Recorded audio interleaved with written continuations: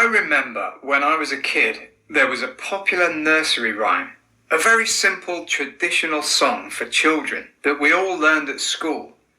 It was about the Great Fire of London, which happened in the first week of September in the year 1666.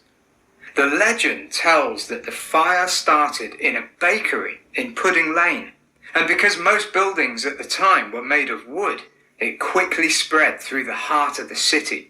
Terrifying stuff. Anyway, the words to the nursery rhyme went something like this. London's burning, fetch the engines, fire, fire, pour on water.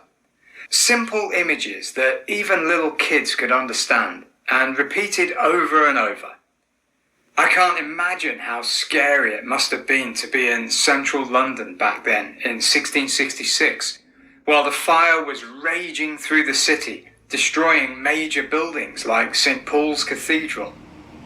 This week, London has been burning again, although thankfully not in quite so dramatic a way. Like much of Europe, Britain has been experiencing a heat wave for the last week. A heat wave is the name we give for a continuous period of unusually hot and dry weather. Heat waves were quite rare when I was a kid in the UK, and were something exciting that we looked forward to. They meant long days outdoors, blue skies and endless sunshine. But nowadays they're becoming more and more common and more intense every time. New temperature records are being set on an almost yearly basis these days, and this year is no exception. For the first time ever, Britain recorded temperatures over 40°C this week. For many listeners in places like India and the Middle East, you might be thinking, what are you worried about? 40°C is a normal summer for us.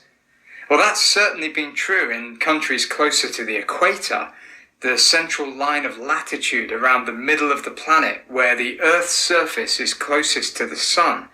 But believe me, it's not normal in the UK. My dad sent me a photo yesterday of the thermometer he has in his garden, showing a temperature of 41°C. Absolutely unheard of. Of course, it's made worse if your house doesn't have aircon, which describes most houses in the UK, come to think of it. Not surprisingly, there's a lot